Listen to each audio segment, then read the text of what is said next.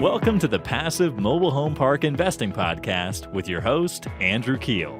This is the podcast where you can get the education you need to invest 100% passively in the highly profitable niche of mobile home parks. Welcome to the Passive Mobile Home Park Investing Podcast. This is your host, Andrew Keel. And today we have a very special guest with us in Mr. Jose Garcia, famously known on Instagram as the Trailer Park King. He is the best-selling author of How to Become the Next Mobile Home Millionaire. Before we dive in, I wanted to ask you all a real quick favor. Would you mind please taking an extra 30 seconds to head over to iTunes and rate this podcast with 5 stars? This helps us get more listeners, and it means the absolute world to me. I literally read everyone and I check for new reviews daily because it lights me up. So thanks for making my day with that 5-star review of the show. All right, let's dive in. Jose is a mobile home investor, coach, and mentor. He started out with single mobile home investments and has since done over 500 profitable transactions within the last 7 years. He currently works in the Southeastern United States and is expanding. His goal is to coach everyday individuals step by step on how to profit from a recession-proof asset, mobile homes, so that they too can create financial independence. I was lucky enough to meet Jose at the SECO conference this year. We did a joint session on how to leverage Lonnie Dealers in your mobile home communities. And the attendees were mostly mobile home park operators and owners. So it was a really awesome session. I started out as a Lonnie dealer. A lot of people don't know that, but I started out with individual mobile home flips and things like that, similar to Jose. So we were following the guidance of the initial OG mobile home investor, Lonnie Scruggs, who wrote the book Deals on Wheels. But Jose, it's great to connect with you again. Welcome to the show. Absolutely. Thank you for having me, Andrew. Would you mind starting out by telling us a little about your story and what inspired you to get started investing in mobile homes? Sure. So going on 8 years now, I decided to get into what I thought would be real estate. I think I had watched too much HGTV or Discover TV or whatever, and I thought I can do flipping houses too. Back then, however, 7-8 years ago, I had little funds. I was working as a corporate logistics manager. So I had big dreams, desires, but little income or cash flow to obviously get into real estate. Now, obviously, there's so many ways to get in with little or no money. But again, I'm green. I know nothing. I simply watch the TV show and I'm intrigued. So, I spent some time just trying to do browsing and searching and trying to do the most learning I can. No matter how I put it, it was just not feasible when it came to the money, to the capital, in a sense. And in some of those meetups and RIAs that, are back up and going again, somebody said, do it with mobile homes. It's easier. And it just kind of clicked on me. Now, I grew up partially in a mobile home, so I knew how to live in one, not rehab one. But I thought, well, it's got to be the same as the houses. I just started searching, where can I find mobile homes? Where are the most mobile homes? And of course, then immediately communities, trailer parks were still considered some at that time. And, I thought, okay, well, then let me start calling communities and see if they have any fixer-uppers. And I make a joke is I like to go back and hear my conversation the first time. I'm sure horrible, but it was a bunch of no's. No's, we don't deal with investors, no kind of thing.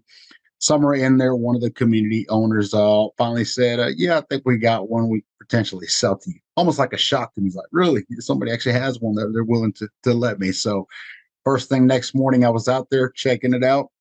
Reviewing it. To me, it just seemed like opportunities everywhere. It was ugly, dirty, cat smell, the typical individual mobile home Lonnie Dealers talks about, but I saw I could do something with that. So that one mobile home, I ended up rehabbing myself because quickly I realized that contractors don't like to work. They don't like to show up. So I ended up I'm married. I have a logistics job, but I'm thinking I got to get this done. Of course, every what if thought is coming to your head. Every reason why it's not going to work out. What am I doing this? I got another job, but I pushed through it. I said, let me just get a rehab, rent it, sold. I don't want any part of this here. So, but we did. I got it done and I finally listed. And, a couple of weeks go by and I end up renting it. Something about that, collecting that deposit, that first month, seeing people's joy, signing the agreement. It's like, this works. This really can work. So we scaled from there. Go on to the next one, the next one. That first year, I ended up doing 10 mobile homes, all myself, rehab, putting them out on the market as I was official landlord, if you will. And then from there, we scaled on to rent the owns, to notes, creating financing. Coaching came in there a little further after people realized what I was doing, talking about it. Can you teach me? Can you show me? Basically, when I think of coaching, mentoring is I just show people what I do. What I do, I know works. I don't try to read up a book. Okay. So I'll teach you what I know. I know it works. So it can be done. And we've just scaled. We just scaled from there. From that first and 10 mobile homes that first year, we've done over probably more than 600 now transactions overall with everything we do. And we did just acquire our first park this year also. That's so cool, man. Congratulations on your success. That is fantastic. What don't we know about mobile home investing that the typical person, right? You see the mobile home parks, but what don't we know about the individual trailers and investing in those and what matters? Yeah. So I think overall mobile homes anyway they're very overseen when it comes to real estate. I call it the hidden side to real estate that a lot of people are still not aware of. Now, when you think of mobile home parks, that's one investment in itself, but individual ones, there's so many opportunities. We do rentals, rent to owns. So, like I said, we create financing with it. We flip them. We do Airbnbs, Section 8s, veteran assistant housing. So it's endless opportunities, and all these things can be streams of income also. That's really cool. How would you say your strategy has changed from when you first started to now? Is there, maybe something that happened? Maybe your first ones were a little more rough and you were willing to do more rehab versus now? Or is there any other thing that you would say, hey, this is how my strategy has changed. This is my buying criteria now compared to where it was? I would say responsibility I want on my hands. So if I'm going to do a rental, I'm more prepared to know I'm a landlord. Now, I'm going to be a called, or my people, whoever I have in charge to come and handle something like that. I've changed more into the rent to own for two reasons. One is I don't want the call. I don't want to be a landlord. I want to be a homeowner and then finance to somebody else. And I do want to help people achieve that American dream of owning something and not just renting. Gotcha. Yeah. So you started out renting, thinking, hey, I want to hold on to these things. And that transitioned into more of Lonnie's model, which is hey, we're going to sell these things and create a note and create a contract where they're making monthly payments for the equity in the home. Is that right? Dead on. Absolutely. Okay. Awesome. Is mobile home investing, I've seen it on ClickFunnels and things, it's skyrocket in popularity. It's insane. It was the number one ClickFunnel last year was a mobile home investing ClickFunnel. So is there still opportunities out there for individual mobile home investors, or is it just saturated with investors like yourself? Yeah, no, that's funny you say that. 7, 8 years ago when I started, it seemed like nobody invested in mobile homes. And there's always been investors, but the ones that did they were low key. I'm doing it, nobody knows, keep to myself kind of thing. Yeah. Then of course there's the stigma that still follows, which I don't see it as a negative thing, just part of what this industry is or can be. As far as is it too congested? I don't think so. I think there is more than enough mobile homes to go around. And there's even a bigger, greater need for affordability housing, which we know mobile homes are the last resort of when it comes to affordability housing. So anybody new in this industry or getting in this industry, to me, it's just one more person I can do business with. Yeah, no, that's a really good point. I remember when I first got into mobile home investing, and the reason why I stayed was the demand. It was those homes that I had that were, when I was flipping a single family house, everything had to be perfect. The buyers were doing a home inspection and I had to do, even more tweaks, during the home inspection process. But when I had those mobile homes and I was selling them, it was I had 25 people the first day, reach out to me off of Facebook Marketplace and Craigslist to buy those. So I would say that demand, that crazy amount of demand, it's really hard to mess something up when you have that kind of demand, right? I think I agree with you. I think it's unique and it's adding affordable housing units that otherwise would sit vacant, and people need this type of housing. So tell me this, with all of your mobile home deals, how are you sourcing them? Are you going direct to park owners? Is that, the major funnel for you? Or are you buying these independently, from private owners? Yeah, so that's another strategy kind of changed a bit for us now is we were doing more onesies, twosies, anywhere I could find a deal, mobile home. Our branding marketing has grown quite a bit and we're pushing for it. So I want to be known as if somebody wants to sell or buy a mobile home, I want them to think of me. So the Mhm. branding is huge. We get calls from people who buy land and basically know nothing about a mobile home. They know we buy them, we can move them off their land. So they'll call me and say, hey, I bought a piece of land and there's this disgusting mobile home sitting there. Mm. I don't know if you want to buy it. A lot of times those homes are good condition that they just don't want them on their land. So Mhm. we can buy from there. But the majority would be connecting from, which is a beautiful network, like connecting with yourself, is park owners that come to us and say more so, hey, I have 20, 30 homes sitting on my community. That's one thing I tell, these park owners, and I know a lot of park owners unfortunately get comfortable with, well, I got so many active and some are just they've been sitting there forever. I don't really worry about them. It's more so bringing that to light.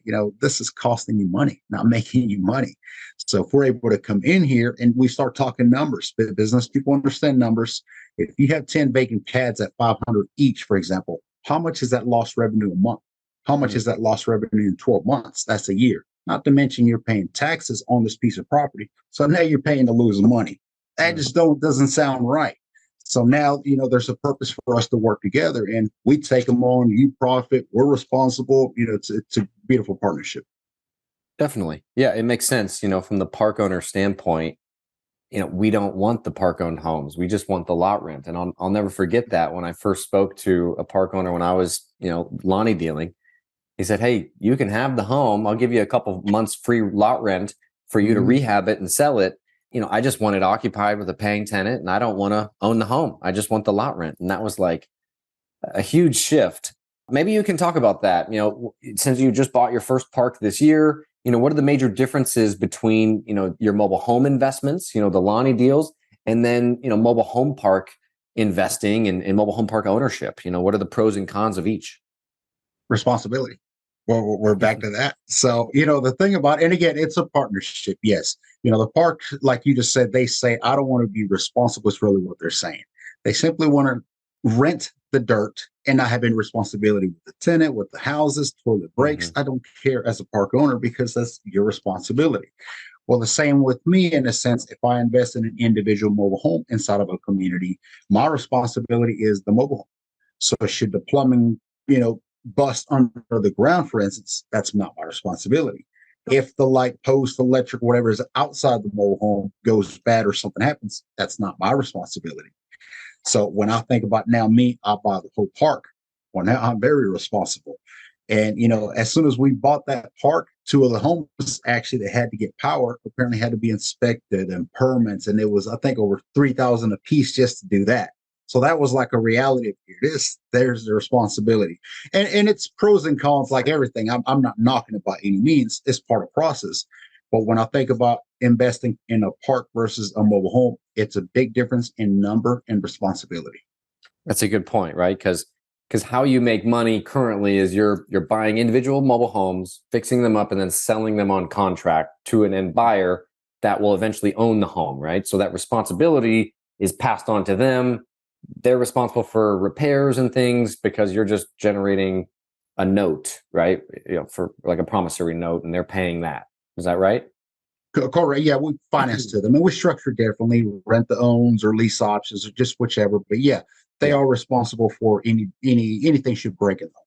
Gotcha. And that's where you're saying, hey, if you own the whole park, you got a lot of responsibility in terms of infrastructure and things that you have to maintain, right? That's the differences. Yeah, just something to Okay. definitely keep in mind. So So I guess the $1 million question is, hey, how much does it take to get started investing into individual mobile homes? How much does it take to get started?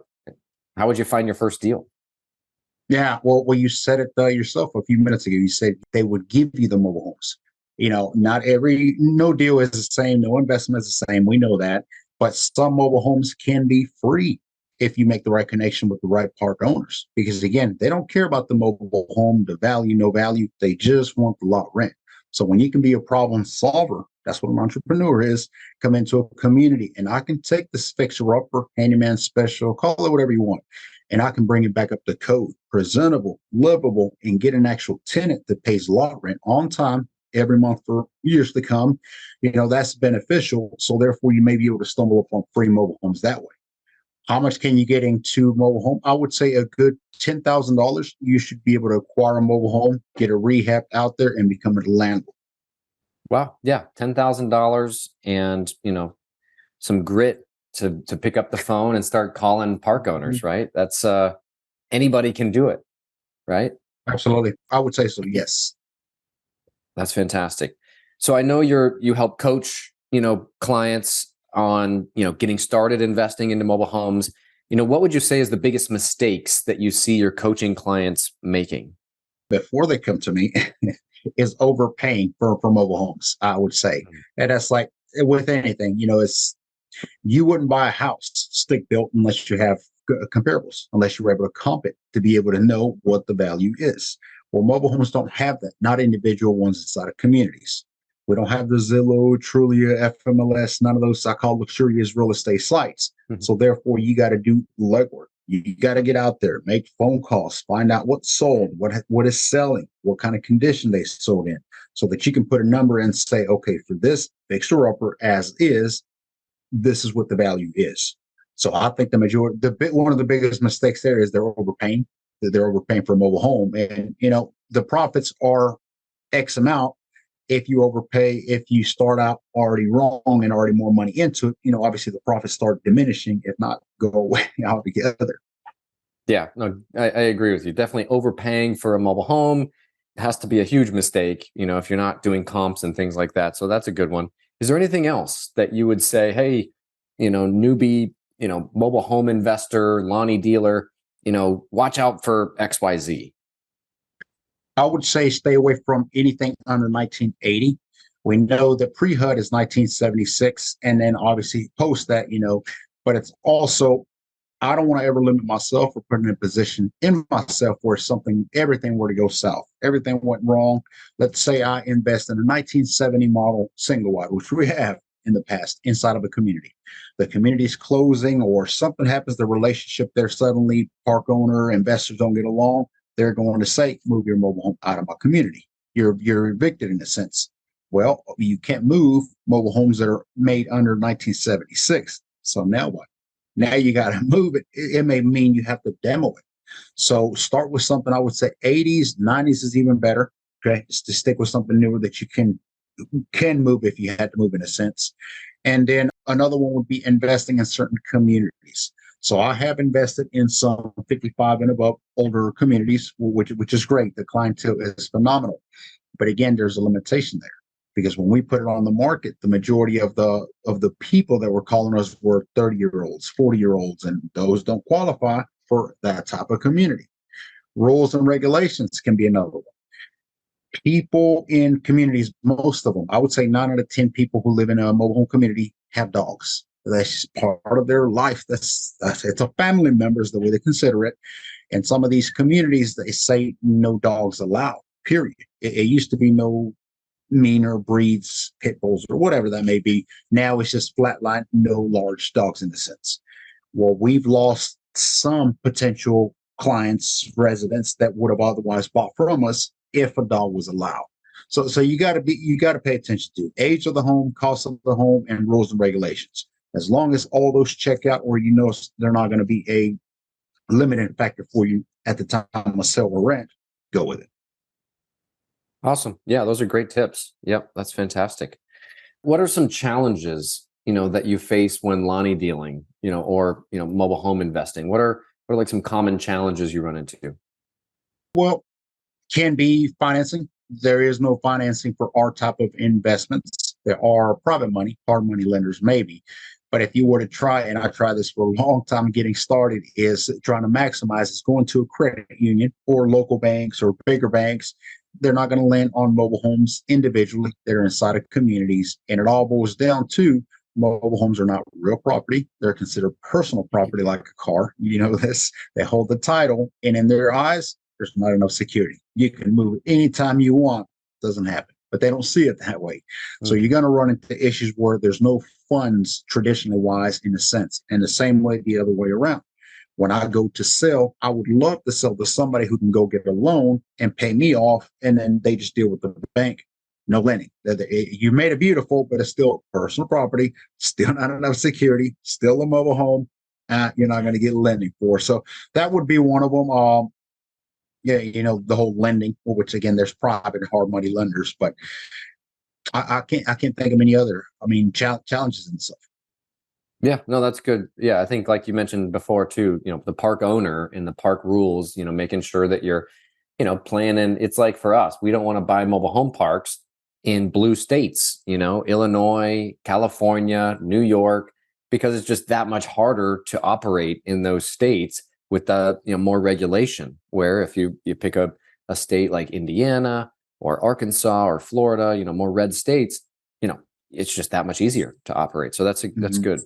Let's talk about passive investing. I know you have people that passively invest in mobile homes, and why do you think busy professionals should passively invest? We'll just start there. Recession proof. Well, and you told me this actually. We had you on one of our podcasts, and you mentioned something that caught my attention. You said one of these previously months, interest rate went from 1% to the next. And that 1% alone, I think you said, took out over 5 million people or something from being able to qualify. Mobile homes or affordability housing. Well, we say that over and over. And when there's a market crash or recession correction, whatever you call it, everybody needs somewhere to live. So those are the times when we get more people who are in need of, maybe unfortunately there's a foreclosure on their house, they're losing on their house, whatever it may be, they can't afford it. We are that solution for them. So when I think about anyone investing, you're not going to make any money putting your money in the bank, putting it under your pillow. That's old fashioned. Need to forget about that. You're trying to create passive income and you can put your money to work. We offer opportunities in the sense where maybe somebody can come in and work with us. We'll do the sweat equity, take the home, and they just invest their money and watch a return come back. But again, when I think of investing, there's so many things we can invest in, but there's not many things I can think of investing that is recession proof like mobile homes. Yeah. Yeah. I mean, same with the parks, right? It's just that demand factor. And then, I think affordable housing is not an easy problem to solve for. And manufactured housing definitely, can take a dent out of it. So that's amazing. Let's talk about mobile home parks and investing into those. I know you have one. What would you say are the most important things that like passive investors need to look out for when investing into, an entire park? Yeah, well, my knowledge is limited there. We're still learning each and every day, educate ourselves. I've learned a lot from you when it comes to parks. You got to do your homework. Everything, even one mobile home in itself, there's in real estate, they call it the due diligence part. You have to review everything, know as much as you can about this one specific home. When it comes to a park, you're talking a whole bigger factor. Now there's multiple mobile homes. Now, is a city septic, a sewer? Is there waste, waste expand maybe? Is the mobile home park, can it be grandfathered? I know there was a huge one I was looking into. Should I move a mobile home out? Can I bring a new one, replace it? Can I add extra pads? What is the current? And then you get into the whole numbers breakdown of what is the current cash flow, which I don't think there's one park owner besides Andrew who actually has their numbers together. It's just he pays on cash. He pays this one giant circle of we'll figure it out kind of thing. So I would say probably do the due diligence and focus on the infrastructure first, even before getting into the numbers. That's funny you mentioned that. I spoke to a seller of a mobile home park that we're buying or under contract to buy. And he says, hey, we don't have tax returns, and there's a certain schedule that you can get. I think it's like a 8820 or something. He's like, I'm not sending you my whole tax return, and you always get that weird phone call where he's like, hey, you're not recording this, are you? And I'm like, no, why would I be recording this? He's like, oh, well, I take a lot of cash and, I don't want the IRS making more than they should, but it's just, you run into that a lot, with a lot of these mom and pops that don't have their financials in order. But a more professional operator realizes that you're stepping over dollars to pick up a dime, because the best financing you can get, you're going to have good records, good financial records. And the best financing you can get on a mobile home park is going to be with those agency lenders. And they require that tax returns and all those financials to be perfect. So it's just interesting. Would you recommend that someone start out as a Lonnie dealer, a mobile home investor before getting into mobile home parks and mobile home park investing? Like, do you think that would be a logical path to kind of dip your toe in the water if you want to be an active, mobile home park owner someday? I say this to my investors. The best mobile home park operators are those who start out as Lonnie dealers. Because I see a lot, and anybody can get into this industry, this business, but I see a lot of people come from real estate, apartments, condos, houses, and they'll ask me, how do you deal with this? What is this, all this going on stuff? It's so many moving parts. It's a different environment. It's a different clientele. So when you start out as a Lonnie dealer, it's almost like you're starting from the bottom to the top. You're going to see every level of. You're going to meet the people, the clientele. You're going to see the product. You're going to understand how mobile homes operate in itself. Also, another thing I see park owners is a lot of them don't even know how the mobile home is set up in a sense. They don't know how to rehab. How do you fix this? Simple little things like that. That nothing against them, but should they have started as Lonnie dealers like you and I, we've seen there. We've been there. We've done that. So it just makes it easier when you get to that level of park operating, owning a park. You know how everything in a sense works. Yeah, that's a really good point. I've spoken to countless park owners that, when they're rehabbing a home, they don't realize that, hey, the windows are a different size, the doors are a different size, the drywall is a different size. And a lot of this is special order. You can't just go to Home Depot and buy this stuff. Yep. So it could be more expensive, or you're going to have like a hodgepodgey rehab, right? That like the door's there, but they cut it too short. So there's a gap at the bottom and the weather strip is letting air in, just weird things like that you don't think about. So that's good advice. Jose, what does the perfect mobile home park look like in your eyes, and why? All age, very strict in rules, regulations, but fair for the community, looking out for. That's one thing is when it comes to screening our tenants, I'm not so focused on their credit and, their finances in a sense. I do pay attention to, but to me, I'm always thinking more so not just with me, but also the community. Who am I bringing into the community is going to be part of that community? So when it comes to the backgrounds, I'm checking very strongly on the criminal, sex offenders, felonies, that sort of thing. It's like, would I want to live next to something like that? Then I don't expect the neighbor to, or these kids next door to. So I think that a more sophisticated, perfect in a sense, community would be one that is thoroughly back screened, everybody, and it could be maybe an all age community. Okay. And then how about from a mobile home investment side of things, like a Lonnie deal? What does the perfect Lonnie deal look like in your eyes, and why? Low entry, high reward. So, we find mobile homes in all conditions, but the one that takes the less effort. And I mean, some of these mobile homes, we're into less than $5,000 into the mobile home.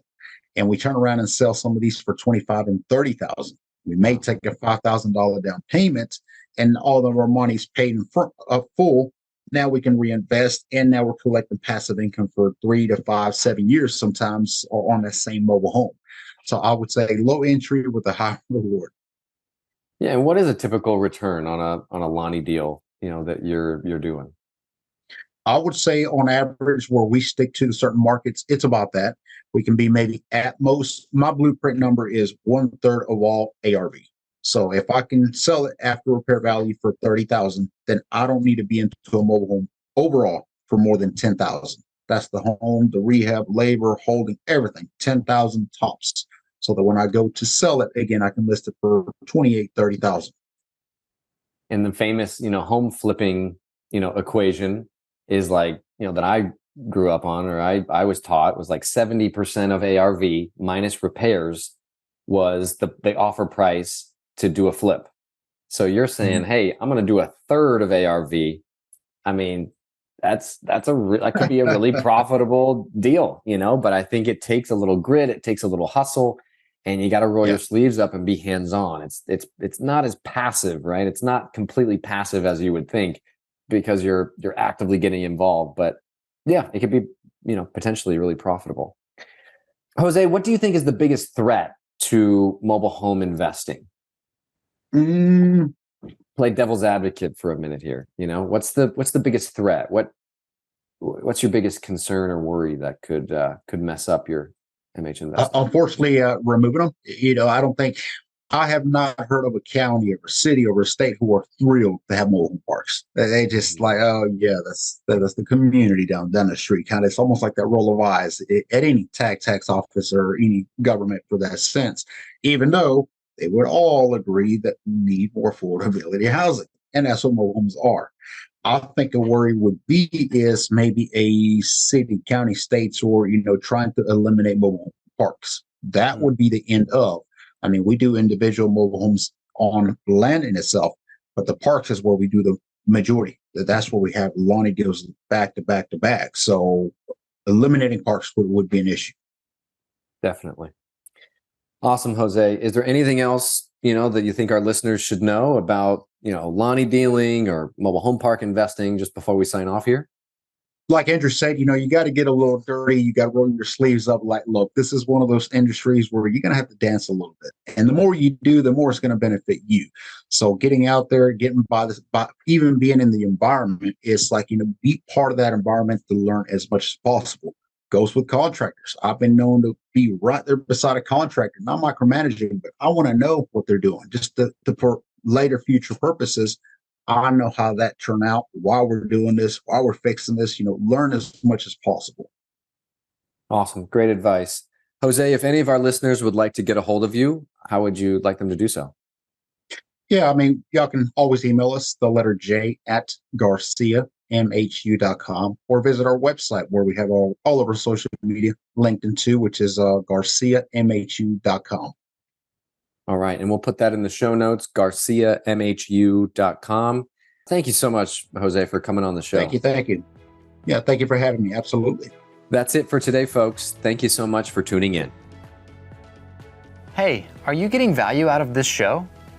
If so, would you mind please going over to iTunes and leaving the show a quick 5-star review? I have a goal of hitting over 100 5-star reviews by the end of 2021. And it would mean the absolute world to me if you could help contribute to that.